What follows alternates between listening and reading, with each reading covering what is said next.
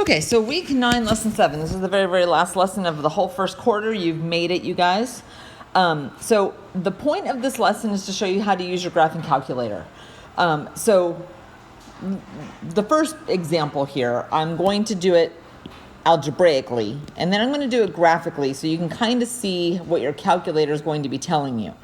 So if I did this first example right here, algebraically, I'd have to move the x's to one side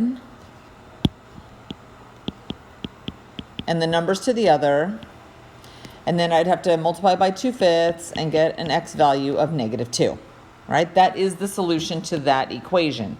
Now over here on the right, what this problem is trying to make you do is to graph the left as its own function, right? You're seeing it right here.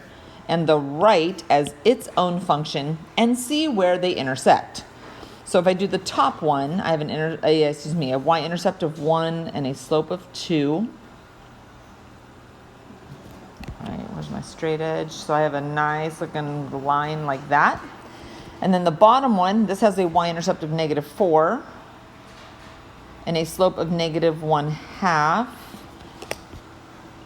And you can see when you graph it, again, a really nice looking graph with a straight edge, that they intersect here where the x value is -2, right? Which is exactly what we got. Okay, so for this example, the second one, I'm going to use two separate lines in my graphing calculator. I'm going to make this one go in y sub 1, and I'm going to make this side go in y sub 2 and see where they intersect. Okay, so for this example where I have the absolute value of x is less than that parabola, I'm going to graph it in two separate lines. So I'm going to hit this y equals button. In y sub 1, I'm going to graph the absolute value of x. To get the absolute value bars, it's kind of funny. You have to go to a catalog. So you hit the second button, and then down here is the catalog button. Option number 1 is absolute value. So when I hit enter, you'll see your absolute value bars, and this button right here will give you an x. Going down to the next line, I'm going to have to type in a parabola. So I open up some parentheses. I type in the x, and it's plus 2. I close the parentheses. Don't forget to square it. -3. Nope, not plus. I hit the wrong button. Let's try that again. Let's hit the whole thing. X plus 2. Close the parentheses, square it, -3. Okay. When you hit enter, that just leaves it like in the line. It doesn't actually graph it. You have to hit this button that says graph to see what this looks like. Okay, now mine happens to be in color. Some of your calculators might be in color. Others, like especially the ones that are provided by the school, are not in color. So you're gonna have to figure out which is which. Hopefully you know that the absolute value one is the one that looks like a V, and the parabola is the one that looks more curved. Okay, so if I'm looking at the equation, I'm looking for where the absolute value is less than the parabola. In other words, for any vertical line that you draw, you want the absolute value, the blue one, to be under the red one. So you can kind of see it's going to be this part. Hopefully you can see my cursor. This part that's to the left of this value, which we're going to need to figure out.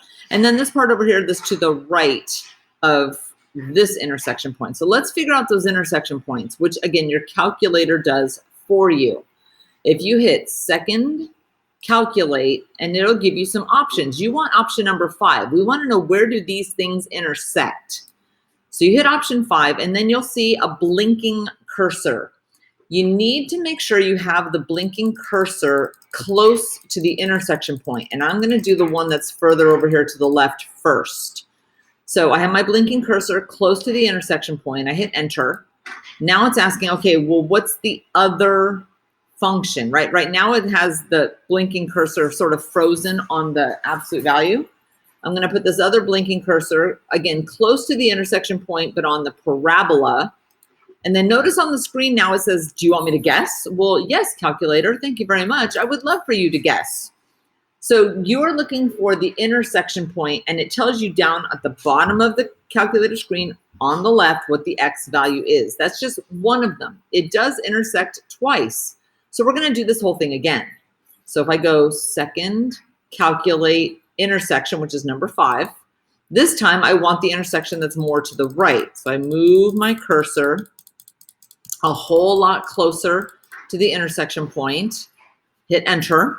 Now, again, this blinking cursor on the parabola is close to the intersection point. I'm going to put enter, and then I have the calculator guess, and I get this intersection point of an x value of negative 0.209 to 3 significant digits. So the answer will be done in interval notation, just like that.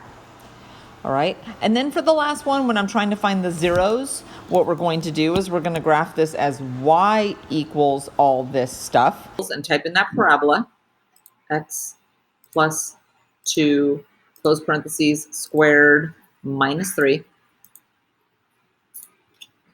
And if I graph it, okay, so for this last example, I'm trying to find the zeros. I'm trying to find this ordered pair. There's 2 of them, right? These 2 spots where this parabola crosses the x-axis. And your graphing calculator will do that for you. Let's calculate the zeros. And this time is going to be option number 2, right? And again, it's going to put a blinking cursor, and you need to put it close, okay? Close. In fact, when you're doing zeros, it wants you to put it a little to the left of the 0 and then a little bit to the right. And notice that it puts these little like vertical lines, and it's saying, okay, I'm going to guess where the 0 is in between those 2 vertical lines. And so now notice the calculator is asking, do you want me to guess? Yes, we do. And you get a perfect 0 of negative 3.73. Now we need to find the other 0 as well. So we're going to just do that exact same process again. We're going to calculate the 0. Okay, and again, notice that the calculator's asking, hey, what is the left bound? In other words, it's saying put your calculator slightly to the left of the 0 you are trying to find. And now the calculator is saying, well, what's the right bound? That means put your cursor to the right of the 0 you are trying to find. And again, on mine, you'll see it in color. I'm not sure what it looks like on the black and white ones, but if you hit enter for the calculator to guess, you'll get the 0 value there of negative 2.68 to 3 significant figures.